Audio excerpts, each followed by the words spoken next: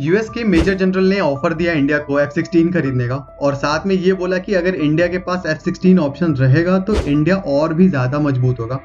अभी जून में ही ताइवान को F-16 के पार्ट्स बेचे अमेरिका ने, सपोर्टिंग इक्विपमेंट्स के साथ बेचा जैसे कि एवियोनिक्स होता है, उसके साथ ही spare parts, repair parts, component, consumables, accessories, जितने भी F-16 के पार्ट्स होते हैं वो सारा बेचा, जिसकी टोटल वैल्यू $300 मिलियन के आसपास निकल के आती है। और ताइवान का रोल तो आप सबको पता होगा कितना ज़्यादा ज़रूरी है साउथ चाइना सी में, तो ये सारे पार्ट्स अप टू डेट होना ताइवान के लिए बहुत ज़्यादा इंपॉर्टेंट है। आए दिन चाइना और ताइवान के कुछ ना कुछ कॉन्फ्लिक्ट्स की न्यूज़ आते रहते हैं मीडिया में, तो उसके पास अपडेटेड पार्ट्स होना बहुत ज़्यादा ज़रूरी है। और उसके बाद यूएस की स्टेटमेंट आती है इंडिया के लिए, जो भी एयरक्राफ्ट इंडिया खरीदना चाहता है वो सब रेडी है यूएस के पास। It's just about whenever India wants to buy, US will sell that aircraft. तो यूएस काफी टाइम से हमको एयरक्राफ्ट बेचना चाहता है। ऐसे ही 2019 में एक डील हुई जिसमें लॉकहीड मार्टिन और टाटा एडवांस सिस्टम्स ने एक जॉइंट वेंचर साइन किया। इस वेंचर का मेन फोकस है एयरक्राफ्ट के पार्ट को मैन्युफैक्चर करना। फिर ऐसे ही 2011 में C-17 group master 3 India air force ने खरीदा। ये प्लेन्स बेसिकली लार्ज ट्रांसपोर्ट के लिए यूज होता है। ऐसे ही 2009 में पोसाइडन खरीदा था इंडियन नेवी के लिए।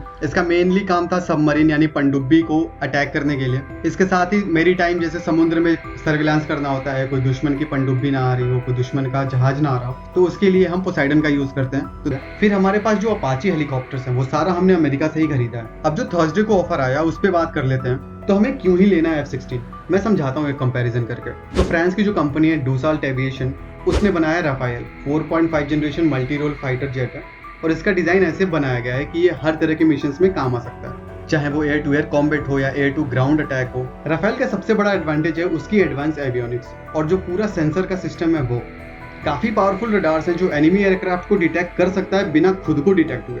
इसके अलावा राफेल के पास स्पेक्ट्रा इलेक्ट्रॉनिक वॉरफेयर सिस्टम भी है जो इसको एनिमी के रडार से बचा सकता है और उसको जैम भी कर सकता है। साथ ही साथ F-16 की बात करें तो ये अमेरिकन फाइटर जेट है, बनाया गया था लॉकहीड मार्टिन के द्वारा।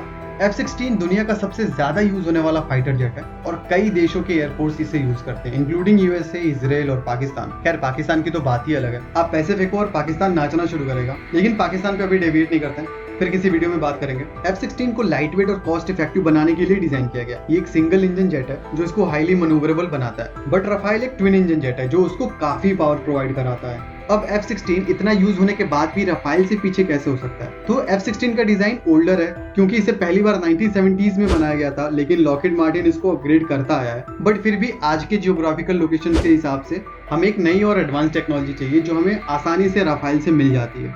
Advanced radar system, electronic warfare systems, stealth feature है जो उसको एनिमी के रडार से छुपने में मदद करती है। इसके अलावा राफेल एक ट्विन इंजन जेट जो मैंने अभी आपको बताया, तो ये काफी रिलायबल बना देता है पूरे राफेल सिस्टम को और उसके डिफेंस सिस्टम को। परफॉर्मेंस जो कॉम्बैट में देखा गया, तो राफेल ने रिसेंट ईयर में लिबिया, माली और सीरिया जैसे में अपनी ऑपरेशंस कैपेबिलिटी को दिखाया।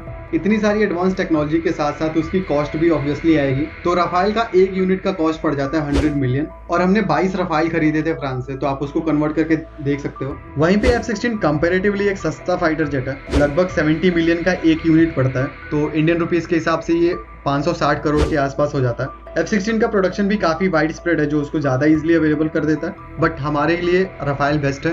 And I don't know Indian air force कितना कॉन्फिडेंट है ये परचेज करने के लिए, अमेरिका कितना भी ऑफर दे, बट हम देखेंगे कि हमारी वायबिलिटी है कि नहीं है, हम कितने फीजिबल हैं इस परचेज को लेकर के। सो आई डोंट थिंक कि हमारे पास अभी इसकी नीड होगी क्योंकि हमारे पास तेजस है, सुखोई है, राफेल है। और साथ में अगर जो अमेरिका कुछ सेल कर रहा होता है ना, तो वो बहुत ही ज्यादा उस पर रिस्ट्रिक्शंस लगा देता है, टर्म्स एंड कंडीशंस लगा देता है। तो ऐसा फाइटर जेट लेके क्या फायदा है जब उस पर बहुत टर्म्स एंड कंडीशंस लगे हों। हम उसे फ्रीली यूज करना चाहेंगे, राइट? जैसा हमारी नीड होगी, जैसा हमें जरूरत होगी, हम वैसा यूज करना चाहेंगे। और बार बार यूएस इंटरफेयर करेगा तो वो प्रॉब्लम वाली बात है। But will see how Indian Air Force will react to this offer. जो भी अपडेट होगा मैं बताता रहूंगा। And please share your thoughts in the comment and will see you in the next one. Thanks for watching.